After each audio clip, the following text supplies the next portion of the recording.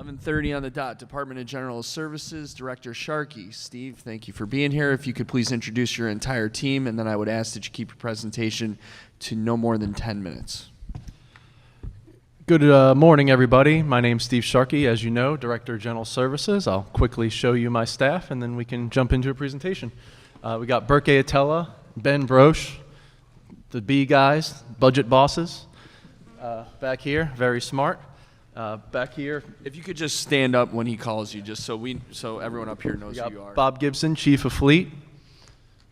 Steve Strickland, Chief of Facilities Maintenance. Bambi Stevens, Chief of Capital Projects. Gary Holland, Chief of Staff. Got back here Chichi Niaga Nash, Deputy Chief of Fleet. Catherine Burns, Head of HR. Terena Galloway, Special Projects. TC Terrell Chesson, Deputy Chief of Building Maintenance. Ryan Trout, PIO/Intergovernmental Affairs. Marwan Al-Karajat, Supervisor Engineer. Terrence Jennings, Real Estate. And Jackson Gilman Forlini, Historic Properties. I'm just going to pause for a second. I'll introduce everyone up here, too, just in case you all don't know everyone up here. To my immediate left, Councilman Leon Pinkett, 7th District, Vice Chair of the Committee. To his left, Council President Bernard C. Jack Young. To his left, Councilman Chris Burnett, 8th District. To his left, Councilwoman Shannon Sneed, 13th District, member of the committee. Councilwoman Mary Pat Clark, 14th District. Councilman Ryan Dorsey, 3rd. Councilman Brandon Scott, 2nd, and member of the committee. Thank you, Mr. And then Chair. to my far right, Councilwoman Sharon Green Middleton, Vice President of the Council, 6th District, and member of the committee. Thank you. I guess just to go briefly through the presentation, there's 4 divisions. One is being administration, fleet management, facilities management, and major projects in DGS. Fleet management, as you know, is in charge of purchasing and maintaining all of the city's vehicles as well as fueling all of them. Good, everybody knows what we do here, so basically every city vehicle is under our control for the most part, except for released vehicles. All right, DGS administration is just our central administration. We've got some IT functions, some other items in here.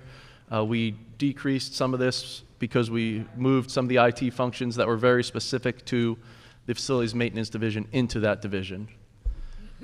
Facilities maintenance, again, we repair not all city buildings, but most.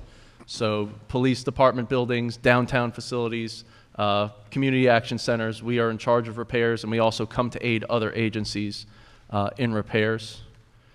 And design and construction major projects is us repairing major projects, major buildings downtown. So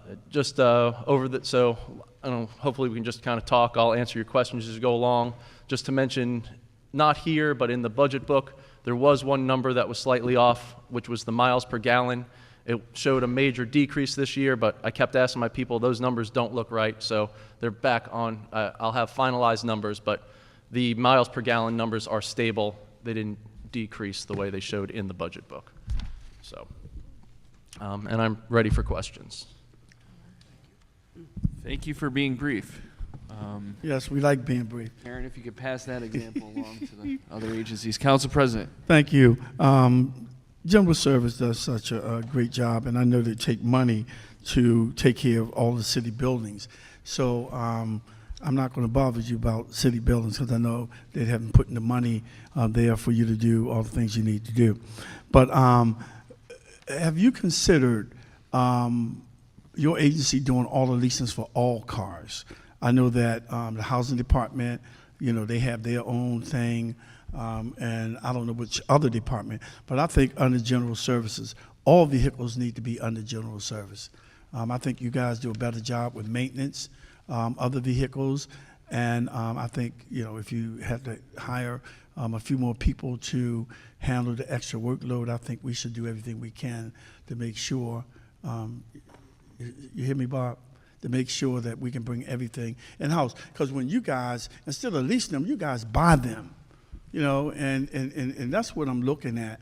because we can get a better savings with you buying all the bulk vehicles. So I hope you would look into that, how we can combine all of those. I don't know how we would do it for HABC, but HCD, I know we can.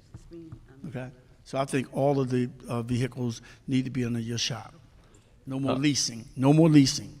They need to be under your shop. Thank you. So I don't have no further questions because you guys do a very good job. thank you, Council President. Congratulations to all of you.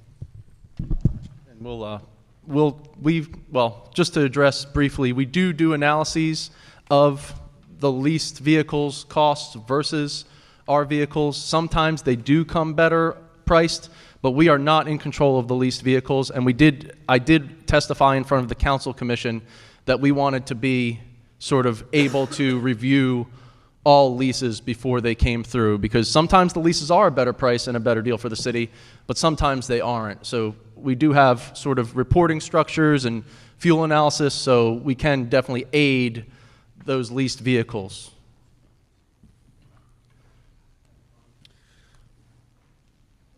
Council President, you good? I'm done. I don't. Vice Chair Pinkett? Thank you, Mr. Chair. Director Sharkey, my first question, I guess, is just for some clarity. In service number 734, it mentions a transfer related to, let me see where it is. As it relates to major projects, or the administration of major projects. Can you, and then when I look down into the further details, it says change in credit to reflect actual unreimbursed capital costs. Can you explain what's that about? Yeah, so the way that the capital program works is this. So the people that are engineers, architects, inspectors, and everything, for each job that they have, they always recap, which means they write down how many hours they worked on that particular job, and then they take that money comes from the capital project account. So just say we have work going on at Woolman Building, and a guy's working on Woolman. He gets paid, not he doesn't get paid, but the money comes from that capital project and gets credited back to him. However, the recap rate does not necessarily properly match the work that they do, which is close because it doesn't count vacation time or sick time or anything else. So this really is just part of the costs of doing business of the actual employees to more accurately reflect that. And we've been using general funds in the past to cover that, but we're just putting it out of the administration section into this section. Is it associated with any particular projects or? No, so this is like as a whole, it's just that the amount that we charge or the city charges is it 1.88? It is. 1.88 doesn't end up covering all of the health benefits, any time off that a guy takes or guy or gal takes, or anything of that nature over time. Okay. My second question was related to the facilities management, and I think the budget reflects $2.5 million to cover custodial maintenance security for the 11 schools that are expected to be surplus. What role does DGS play as it relates to the I guess the surplusing and disposition of those buildings, so that this doesn't become a cost that is reoccurring year after year? Yep. I'm totally on board with you on that. I believe that these, if managed properly as they come in over time, can hopefully be an asset, or if not, they can be a liability. So the key is for us to find uses for them very quickly, and those uses being by somebody who can pay for them, not necessarily people who cannot pay for them. Pay for either the upkeep or changing it into a more strategic use or anything, because if we have a bunch of vacant buildings, they're going to be expensive. Right. So what's happening now is there's a work group led by planning department, which has planning, BDC, HCD, which is trying to market these to either developers or find other good community uses for each school. Of course, the community has to be involved before any decision is made on any particular school. How long has the work group been in place? Probably a year, 2 years.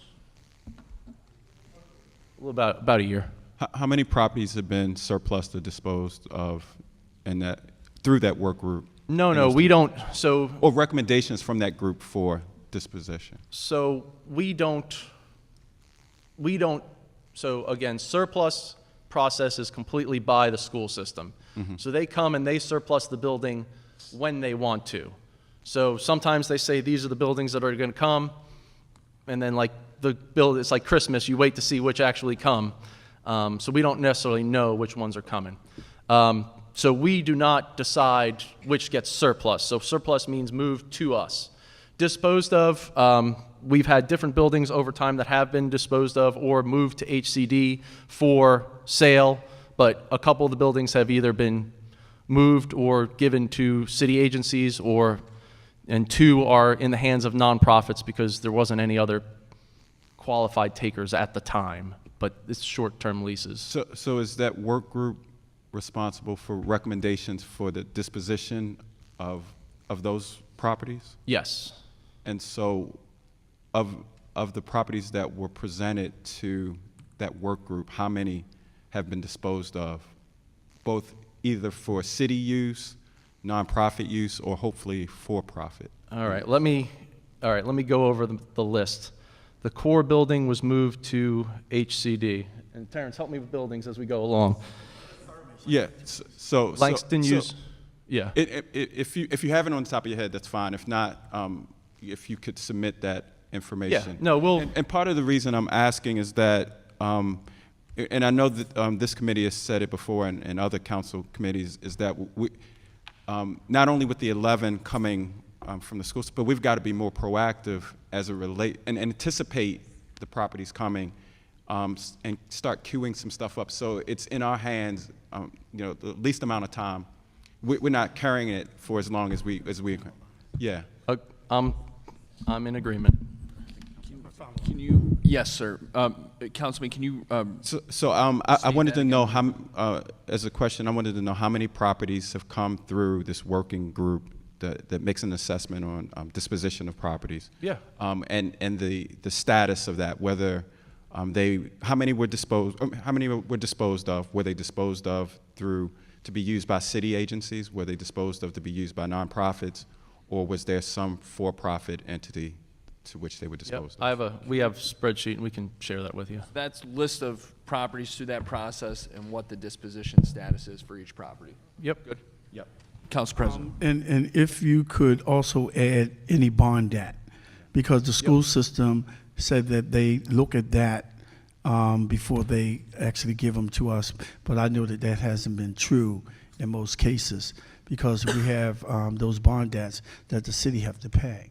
Yep, we will include that. Yeah, and that's I both asked the state school and city bond debt. Yeah, I asked the school system to be a little more proactive in disposing of these school buildings, because if you know you have other ones that's coming offline that are in bad shape, send those first and put those schools and those buildings that still have the bond debt on it.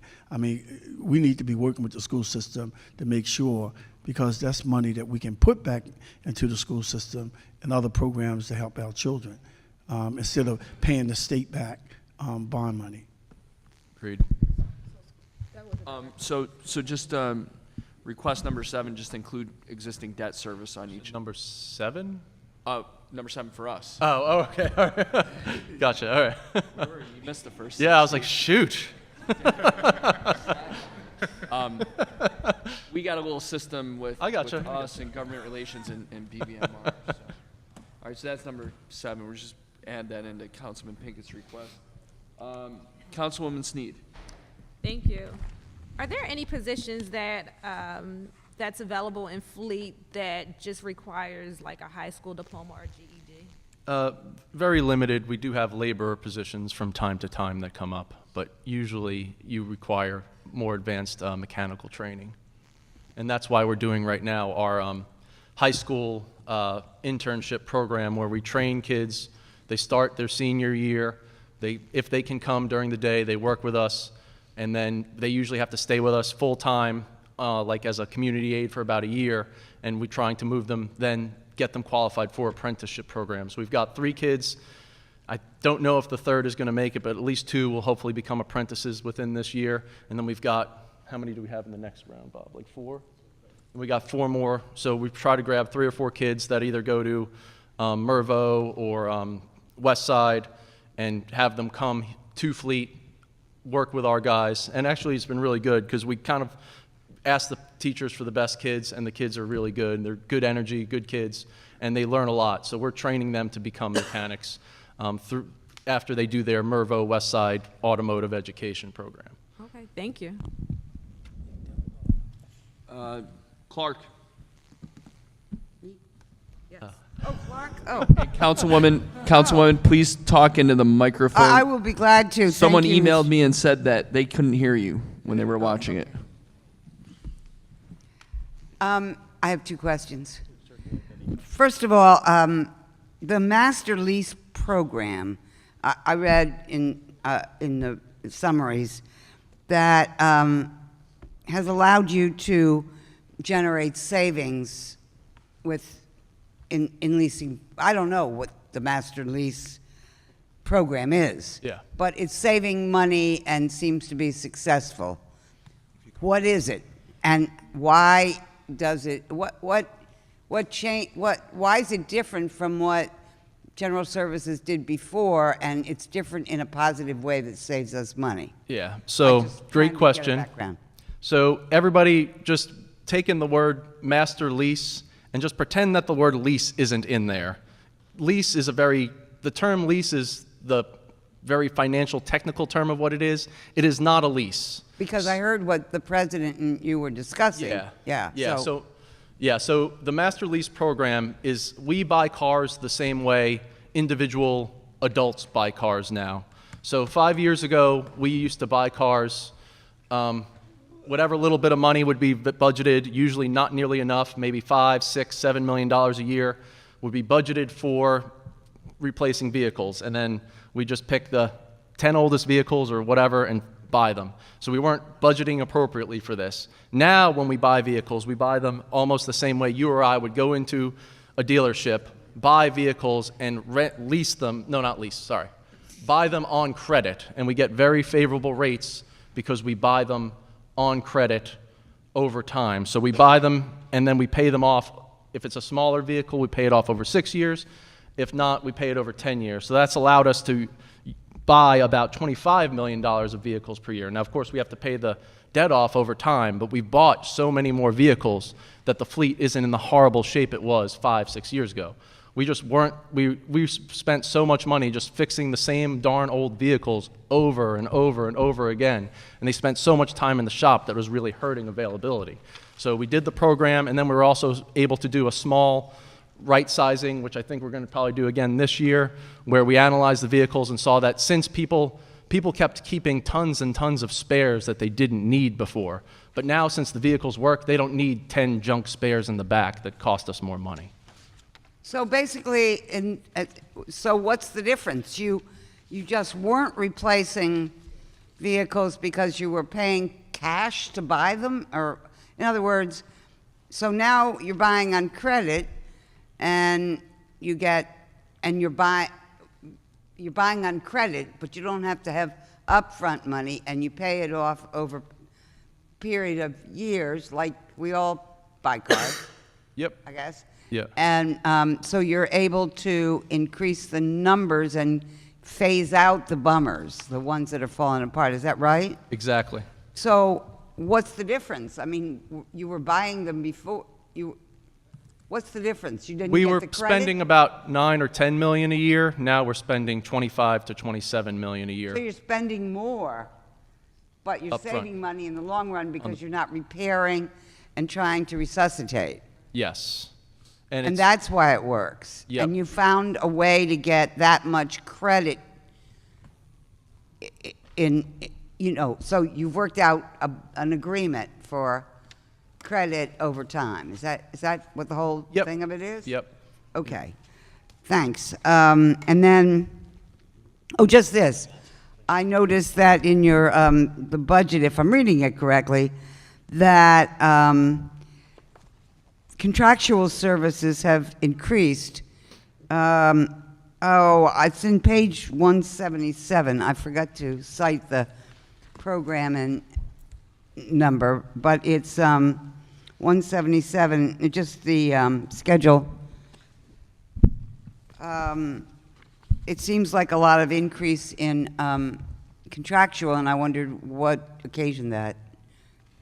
The cost of it went from 36.7 million to 44.6, if I'm reading it correctly, projected for fiscal 19.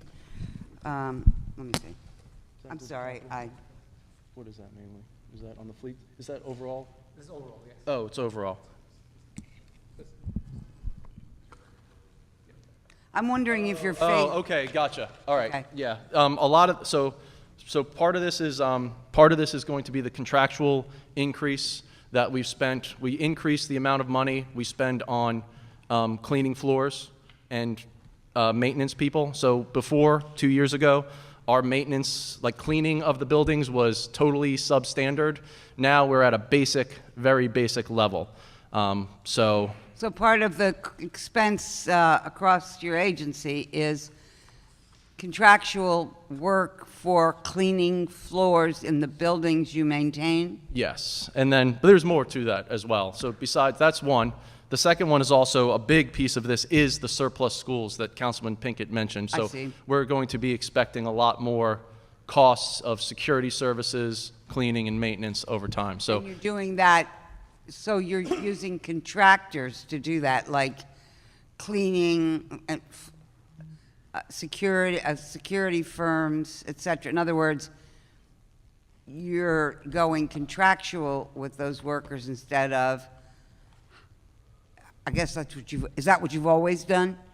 Or have you for had the personnel? last Is it a change of 18 years. philosophy about how are you, no. instead of using city forces, you're more and more going to contractual? I'm just trying to figure out No, it's what's not. the trade-off. No, we look for things individually at the cost basis of what it would cost over time. So for those services, it's not a change in any type of function. We've had cleaning and the security services over time through that way for 18 to 19 years. So you're just adding contractors because the school system is adding vacant schools, and you're working with that program to maintain those buildings until they're sold. Yes. Am I saying that? You don't have to say yes, just be. No, that's accurate. We, be you know, polite. we That's would prefer right. not to have long-term. We would prefer these not to be long-term costs. So contractual, Yes. but you're using local vendors. Is they local vendors? Yeah. Yeah, well, everybody has to be a local vendor. Everybody has to be certified through the, what's the name? So it has to be a local vendor to have a contract in, no, you don't. You could come in from DC or something. Yeah, I think you can come in from DC or PG County. Okay, so, if you're going to get a lot of contractual people, it sounds like a good idea. Like, we got a lot of schools, but can you sort of keep an eye out for, like, affirmative action locals? Do you mean like MBE programs? Yeah. Oh, yeah, of course. Yeah, yeah. MBE, No, WBE, No, we don't local small no. businesses. In other words, buy local. No, we Please? definitely meet all the MBE, WBE goals, but we don't necessarily, I don't think the buy local program, is that up yet? I don't, Well, could you put it up? we are not allowed, I would need special authority from the finance department if somebody brought in a low bid that met all of the other requirements. So I can't select local vendors without breaking the law. But you can make sure that they are on the bidders list and Or knowledgeable about, yes. knowledgeable about opportunities Yes. Yes, and yes. able to compete in the kind of contractual RFPs you put out. Yeah, and that's one of the big reasons why our next cleaning contract that comes out, it used to be only 4 units. So it was 4 sections of the cleaning contract. So 4 different winners could be had under the old contract. For the new cleaning contract, we are going to, is it 7 or 8? 8. So we're going to have 8 sections, so smaller companies can bid. So when it was so big, it was harder for the smaller firms.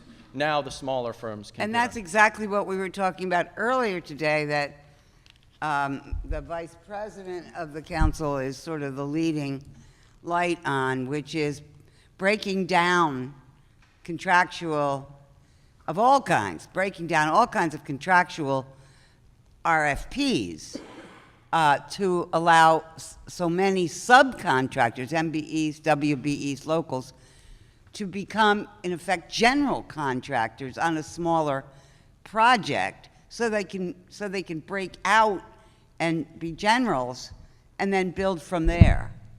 So, I mean, it sounds as if you're doing exactly what Yeah. we were asking people to do, and if you can, like, let us know kind of, well, I know you can't choose a bidder that's not the low bidder, but you can let locals, MBEs, WBEs know Yeah. about Councilwoman, this we're gonna- change to smaller bites of the apple. Yeah, no, I think we're on board with, now that you mention it that way, we are looking for ways to make it more amenable to smaller businesses on the front end. Right. But on the back end, we can't really, we can't That's choose. why we have the Board of Estimates. They'll figure it out. Yeah. Right. Get So them to the board. we're gonna. Are you good, Councilwoman? I'm great. Thank you. Excellent. Thanks. Thank you. And just to mention one other thing on contracting, though, we are trying to move certain functions that we find in-house to or away from contractors. We're trying to move away from HVAC contractors. So we've hired, what, 4 guys? Have we gotten all 4 yet? Or did we get the 4th? So we just got the 4th guy in last week to move to that part. So we're moving, we still are very needy of HVAC services, but we've hired 4 new people so that we rely less on contractors for HVAC, because we really find this, like I said, we analyzed it and we found we could get a lot of savings if our guys go out, do PMs, and that's been a good increase in approval to the program. Excuse me, I'm sorry, are you saying it's cheaper with HVACs for you to hire regular city employees who are experts at that than to bid it? No, Or no, just no. the So opposite? just say if I had an HVAC problem today, we have contractors that are on call, so we don't bid every little thing. They come and they can fix things for us. But for the day-to-day stuff, just Steve, I'm gonna cut you off. I'm sorry. I'm We're gonna- sorry, my apologies. Okay. I made you go This is forward. this is a sidebar conversation after. Councilman Burnett.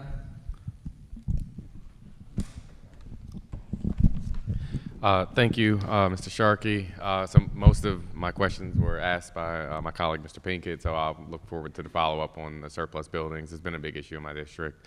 But I'd just like to second the need for, and I'll make sure I mention this to the planning department as well when they come before us, for more preventative, or not preventative, but more forward-thinking around sort of what the use could be. We had a great meeting at one of the schools where we sort of went through the process with the community and walked them through step by step what it was, but a lot of their disappointment was that there wasn't sort of an already established vision for the space or recommendations for the space. They did like to be asked what they wanted to see, but they just felt that having a menu of options for that particular site would have been helpful. But like I said, I'll be sure to bring that to the planning department as well, which I know is sort of leading the charge on that end. The only other questions I had were on the service 731 facility management.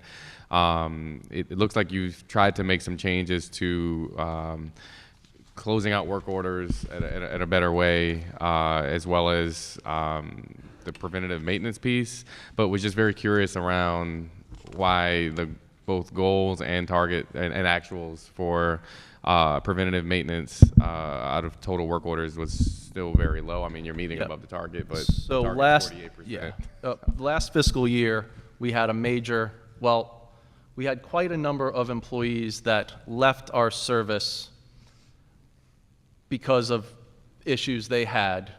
We had a lot of difficulty hiring, so that's why we put together the Ready, Set, Hire event, which was back in Park Heights.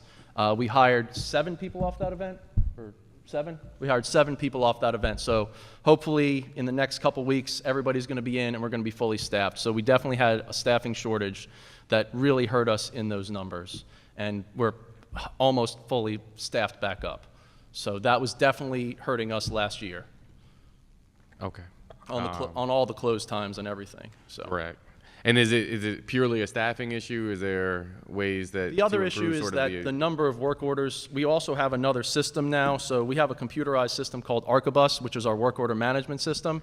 And so there's a lot of things that come up not that frequently, and they happen. There's things that you need to check once a year or once every 2 years. And so it used to be that the building manager guy would just kind of own the building and be there forever, but people don't stay for some people do, but not everybody stays for 30 years and has the knowledge of the building like it's their, best friend, brother, or something. So now we have systems that have monthly things to make sure that the buildings stay in compliance. So we have a monthly thing that shoots out and creates a new work order each month to make sure that the fuel levels are checked if there's a fuel tank, or the electricity is checked once a year. So actually we've increased the number of work orders. The number of work orders increased as well over the last year due to us doing more upfront, or I guess PM work or preventative work, to make sure that things happen on a normal schedule as opposed to just waiting for them to fail. Okay. And I guess we'll check back in to see the progress on that. Yeah. Thank you, Mr. Chair. Councilwoman Middleton. Thank you, Mr. Chair. And I first want to thank you. I've, I guess, learned a number of things from your department just through working with the Northwest Community Action Center, and thank you for getting a new bathroom, because that does service the whole Northwest area, that one facility. And also thank you for the work you continue to do at the Langston Hughes building as we move forward. They will be having a 1-year anniversary coming up in July. So one of my questions, I've noticed on the fleet management paper you have lawn mowers. Does that include all the lawn mowers for every agency? Oh, could you say which page you were on? The under fleet management and your service description, you have one of the services are lawn mowers. Does that include the lawn mowers in the entire city, all the agency lawn mowers? Do they bring, if a lawnmower breaks down, it's in this your slide thing. Yeah, I just happen to see lawnmowers as one of your. Oh, yeah. No, we repair all riding lawnmowers, and some local, like Parks and Recs, if you sit in a lawnmower, a riding lawnmower. Some of the agencies have guys that are handy that'll be able to just kind of fix their own hand-pushed lawnmower, but they bring us lots of lawnmower work to do. So you're saying that's mainly rec and parks? Is it? Mainly Recs and Parks. Okay. DOT has some too. Okay. And DPW has a few. And yeah, water maintenance up at their different, shops. And then I know you partnered with Rec and Parks at C.C. Jackson, and for that, I think it was auto mechanics. Did you fill those positions, or many is did it we get, still How many did we get? the auto We were mechanic? able to get 4, so we're not quite fully staffed, but we're Okay. saving some of the spots for the kids in the apprenticeship program. But we're pretty pleased with our level of staffing now for. And I'm glad you brought that up, because that was the next thing to piggyback on my colleagues. I have a challenge, I guess I'd say, a challenge or an assignment that maybe you can give one of your staffs.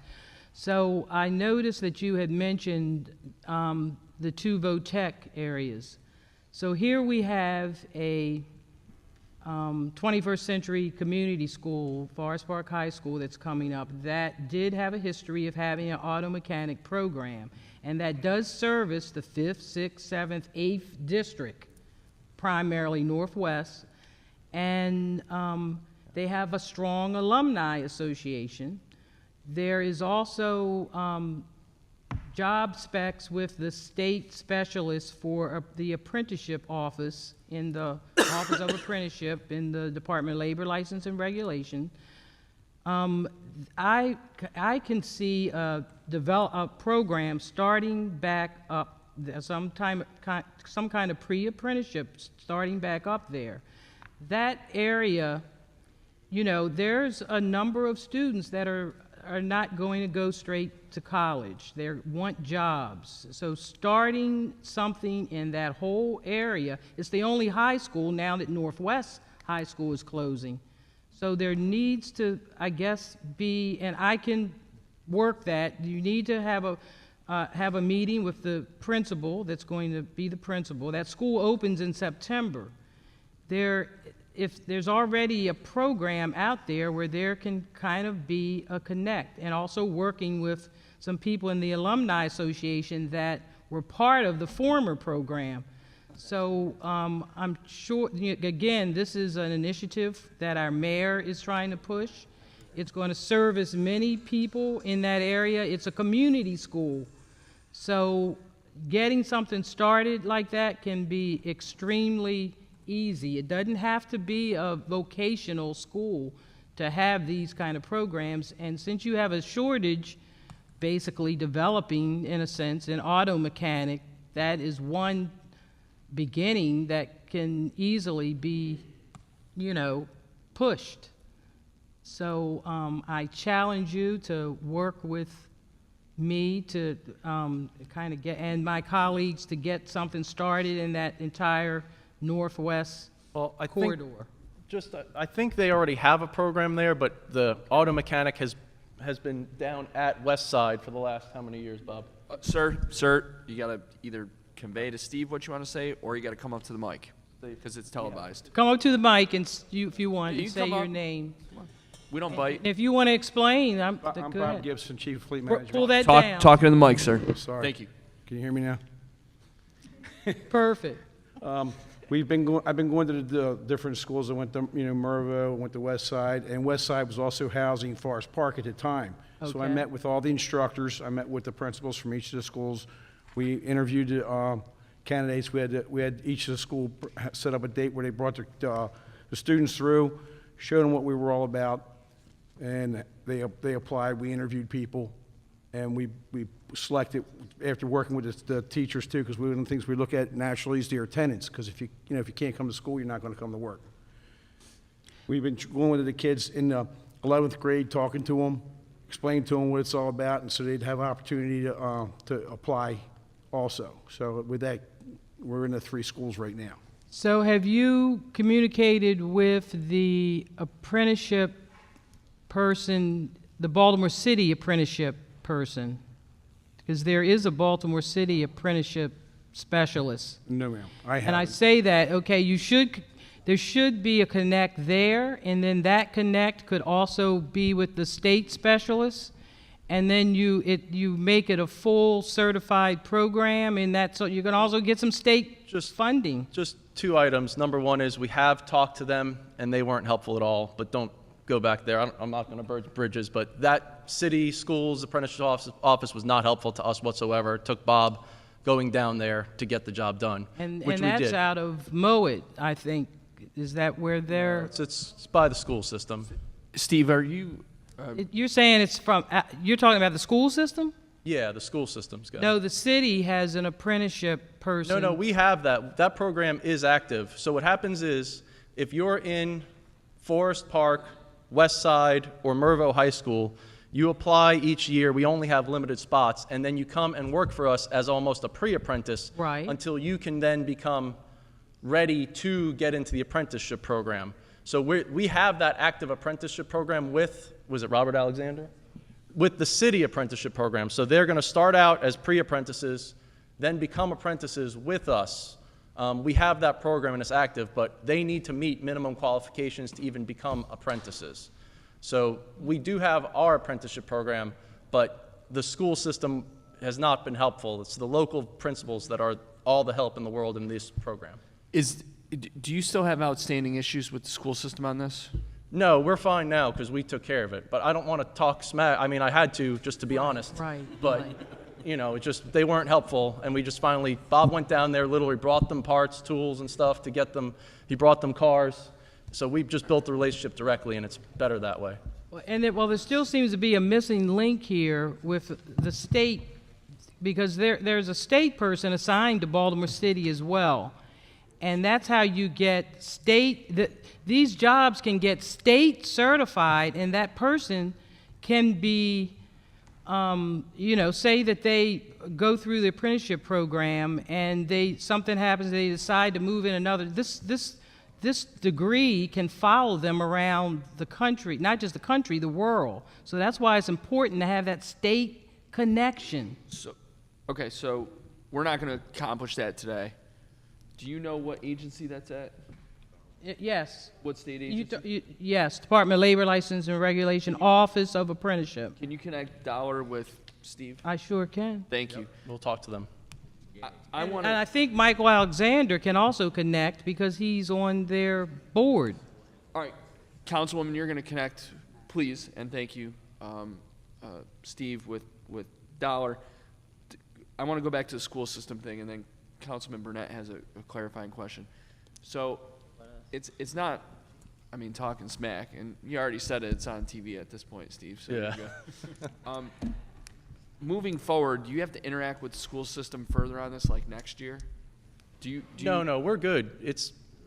We're good now. It's really about the connections with the local principals, and that's what makes it happen. So And you've got that. You got everything. yeah, you well, need. Bob goes down there. He's brought them an engine, so they had good tools, but they didn't have good engines to work on. So Bob bought. Do all 3 schools have engines, or just 2 now? 2, I have them set aside for cars parked. So he's got it, and so he's going to give them an engine, and you gave the 2 a car.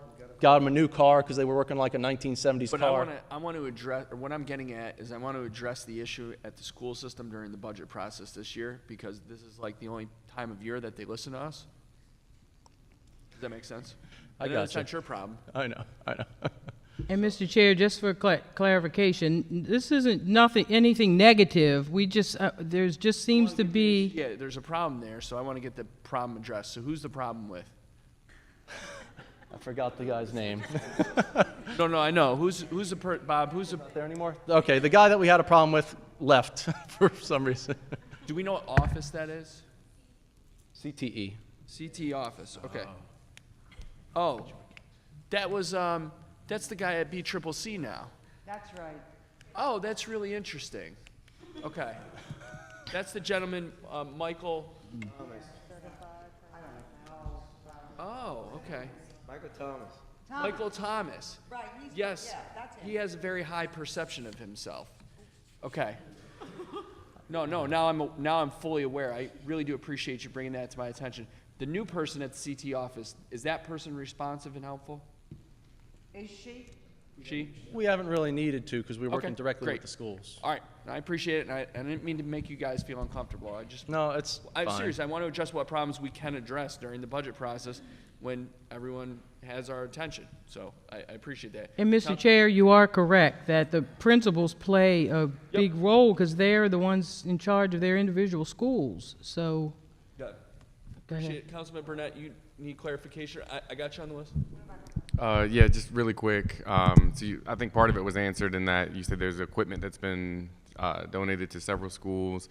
One of the issues I know at Westside is sort of dated infrastructure in the building for their programs. As you phase equipment out, are you aware of any attempts at a partnership to, infuse the school with newer equipment as you move things along? Because and talking to the principal there, I know that's one of the issues. I mean, they're thankful for the partnership, but there is a need, and obviously this is more of a school system function. But as things phase out, is that something that's an established partnership that already exists or that could be created? And Yeah, no, we can continue talks, and next time Bob goes, he'll ask them, the principals, what they need and see if we have extra of those, or if they're not too expensive, help them out with those. So we're definitely willing to help.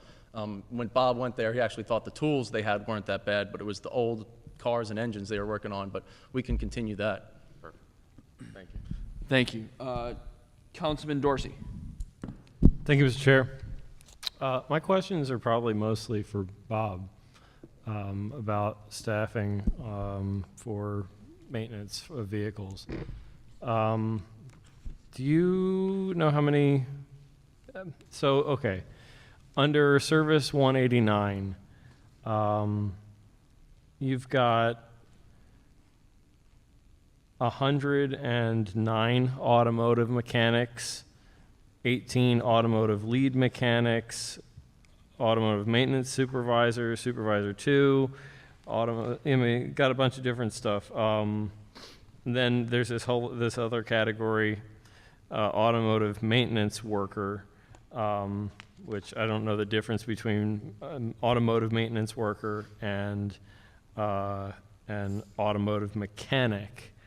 But one has 109 positions, one has 9 positions, and I'm wondering, or that was the FY18. So kind of my two things here are, do we have vacancies in these positions for people who do mechanical work on particularly the machines, like the Bobcats and all that?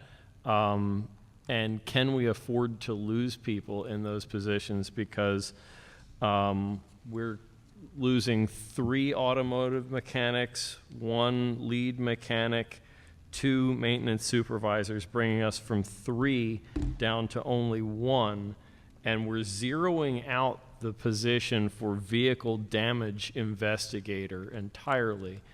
And so the reason for my questions about these things, which I hope you can shed some light on, is that I spent a lot of time over the winter dealing out on the street, investigating myself in order to report back to DPW broken water mains and flooding of, freezing water on streets. And in some cases, I was seeing it was taking 7 days. Councilman, I got to ask you to tie this in, because So- we have 13 minutes left and we have 3 other council members with questions. Yeah, so this is where I'm at. Can we afford, do we have vacancies? Can we afford to lose these positions? Because DPW is telling me that they've got machines that are out for weeks and weeks and weeks at a time, unrepaired, and then they're getting them back and they're using them for a day and then they're broken again. All right. Well, Bob can go. Again, hello. Yes, I believe we can afford to lose those positions. Part of the problem we have with some of the equipment, to be quite honest with you, is there's no longer manufacturers for it. That's one of the biggest problems we're having with some of the stuff.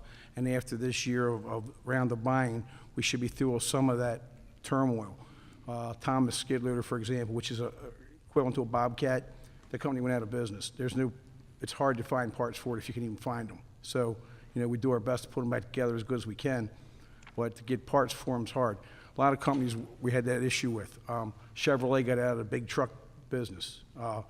Sterling got out of the business. I mean, there's a lot of companies that are no longer manufacturing the parts, and we're doing the best we can to try to keep them together now. Okay, I understand that. But with the money coming in and being able to replace as much as we can, we're going to soon get to the point where that's not an issue anymore. Okay. Thanks, Bob. Steve, did you have something to add to that? No, just we have, actually, we're Steve, staffed up. you don't have anything? I don't mean to cut you off. All right. I'm sorry. Thank you, Councilman. Okay, thank you. Thank you. Councilman Scott. Thank you. And thank you, Mr. Sharkey, and thank you for partnering with the best CTE school in Baltimore City, Mervo. Just remind all my colleagues, if they have Mervo questions, they can ask them to me, or the councilwoman from the 14th District will be appreciative of your question and answer them very quickly. Steve, I want to go back to Service 189, fleet management. Do you know, I know that you guys have been doing great work on reducing, like you talked about earlier, the amount of how long cars stay in for maintenance and how often. Do you have a breakdown of which agencies and which type of vehicles we're consistently still seeing like a high mark? Do you know off the top of the head which ones are consistently still coming in and where we have to do the replacements? And also, within those agencies, are we seeing a decline like we're seeing across the board? Yeah, so we do have reams and reams of data. We have a daily spreadsheet that kind of shows which each major agency has in their most critical vehicles, and we want to make sure we hit those critical vehicle numbers. But we also have data. We have a software that we bought called CarCap, and that CarCap looks at the age of the vehicle plus how much we spend on maintenance, and that kind of pushes out a number. It kind of assigns each vehicle that's currently in the fleet a number and says how close it is to needing to be replaced. Now, we don't blindly follow that number because sometimes We want to make sure that we meet the needs of the agencies as things change, but that's definitely first in our mind is that number pops up and we say, okay, these ones are the dogs, so to speak. Let's get these ones on the replacement list. Can you provide we definitely do not want or need the daily sheet, but could you provide something that shows us, I guess, from a fiscal year's perspective, like which agencies' vehicles are typically but also in for the longest period of time? My guess is that there will probably be. Does that include the police department? Yeah, solid waste is probably the number one. I was going to say DPW would probably be the one that pops number one in my head. Yeah. Second question is related to 734, but kind of sort of. So I see that you guys have this position that deals with the planning, design, and construction and renovation for capital projects to city facilities. I want to know, Mr. Sharkey, if you have a similar position that deals with equity when you're talking about looking at the city facilities. What did you say? I couldn't hear you. Oh, sorry. Do you have a position for equity that does something similar to the position that is service number 734? We don't have a equity analyst on staff, but we're definitely working to analyze the data each month, and we're definitely focusing on to see where we can increase our MBE, WBE goals. Yep. So a couple of our projects have gone up to 49% between MBE and WBE goals. So we're definitely trying to increase that. And so the other piece is we actually looked and sent out a list, and this ended up helping out on the architect and engineer side more, which was not expected. We sent out information asking people to get pre-qualified. So during the last round of architects and engineers, we actually got a lot of new MBE, WBE firms that we had not seen before. So one of the big issues on the architecture engineering side is that the MBE, WBE firms, there's just this sort of same firms all the time as the MBE, WBEs. So we sent out, before we did that, we sent out maybe 6 months before, we sent out, said, hey, got a list from the state, found some other lists, sent it out to as many people as we could. And actually we were kind of like, oh, where are these guys from? And it was just a lot of people that we hadn't worked with before. So we're happy because we wanted more diversity just in terms of those same old firms just kind of do the same thing and just kind of stick around. So we've gotten, it used to be kind of like the same 5 MBE players. Now we got more. So we're definitely pleased with that. Thank you, sir. Thank you for all you do. Councilman Scott, request number 8 would be the list of agencies and Yep. For the where fleet they man. rank in terms of, yeah. Okay. All right, we got it. Councilman Schleifer? Yes, thank you. So first off, thank you, Mr. Sharkey and your team. You guys do an excellent job and probably the most responsive city agency, so it's appreciated. Thank you. My questions, first I'll be quick one. You guys service the tree stump removers, the grinders? The tree stump grinders? Yeah. Deal with those. I mean, are they constantly needing service? Is there better ones we can be purchasing? It's a tough piece. You want to come up, Bob? Please try and keep your answer as brief as possible. We have 7 minutes left. We don't really see, there's not an issue that I'm aware of. If there is, they haven't told me about it. They seem to, it's a severe piece of equipment. It does some heavy-duty work, and we see them in the shop, a fair amount. But if there's a specific issue, somebody has to tell me. Okay. All right, thank you. My second question, so I see here under facilities management, the budget including $2.5 million for the 11 schools that are being surplus. Now, one of the things we know from reviewing previous years' Baltimore City Schools budget is that they've had a lot of buildings that were running at under capacity, which is why they've consolidated and we're moving into the 21st century on that, which is great. But then my concern is that somebody now is going to be bearing that burden. So I don't know if it's you guys or the specific agency. So my question is, for these schools that are coming on or the ones that are already offline them and surplus back to the city, why would there be a need for a budget of, let's say, $2.5 million on that, covering security, utility costs, if A, they're being unused, and the ones that are being used, just like when you rent a school, if you rent one of these buildings from the school system, they charge you a nominal per square foot fee.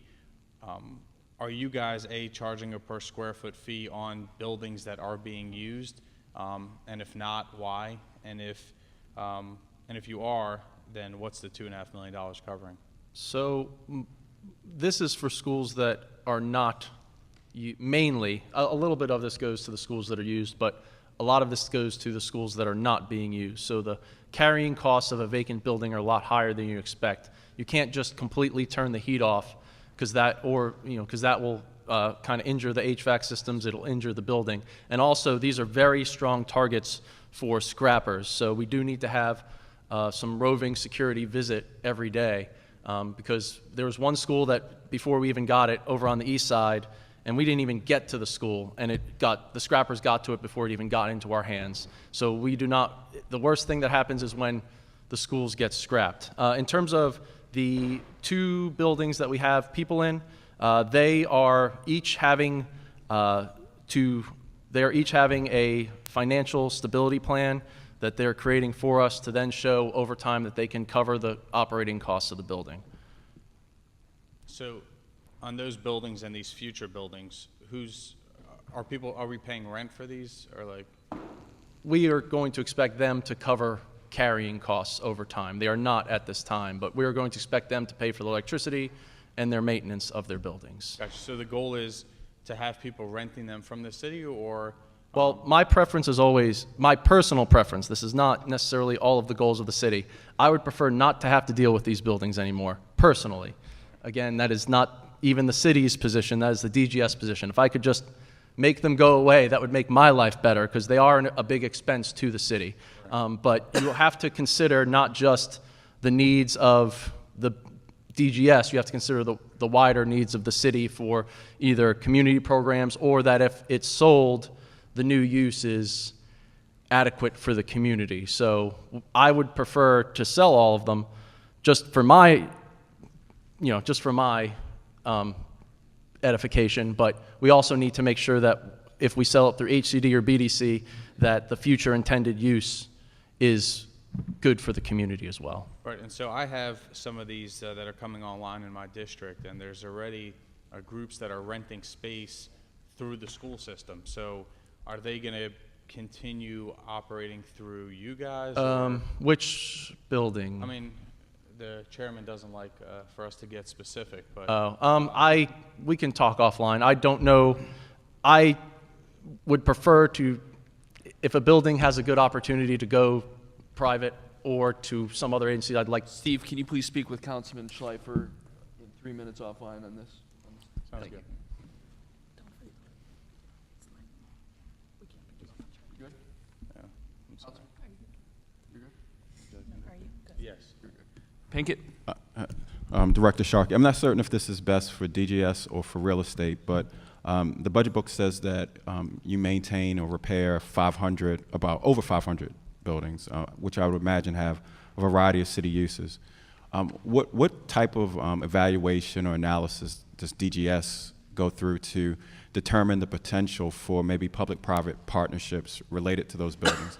You know, with the hope that maybe we could take the monies that we use to maintain and repair, along with what other contributions we get from the agencies, to maybe, either position these properties for a greater community or economic development use, or to get much needed upgrades in these buildings that, we can't currently finance. Yeah, we definitely look for those types of opportunities. We do get solicitations from the economic development community. Sometimes those deals are good, but sometimes they're not because the developer won't pay the cost. We might not have enough money to take that money that the developer or whoever gives us and get a full same center. So sometimes it might not even be that bad of a price if you were looking at it from a real estate deal of say, well, this is what the building's worth, but we still need to house those people or that in another building, and it would be more expensive than what we would get. But we are always open to any deals that people are mentioning, and we see if it works for us. So. Yeah, I mean, I encourage us to begin, if we haven't, to actively look for opportunities, whether they be libraries or whether they be strategic buildings and strategic locations where maybe we can bring density or we could bring some other activity to really use the city's properties as a chip to encourage economic development. We have some really well-positioned buildings, and I think even the use of our garages as a lease could be a model for how we can. Oh, you mean Dickman Street? Well, no, I was just, I have some others in mind, but I'll talk offline. But I'm just saying that I think that some of our buildings are strategically located where we could, they could yield a greater economic benefit to the city. Thank you. Thank you. Council members, any other questions for DGS? Okay, we are now in recess until 1 p.m. sharp. Thank you.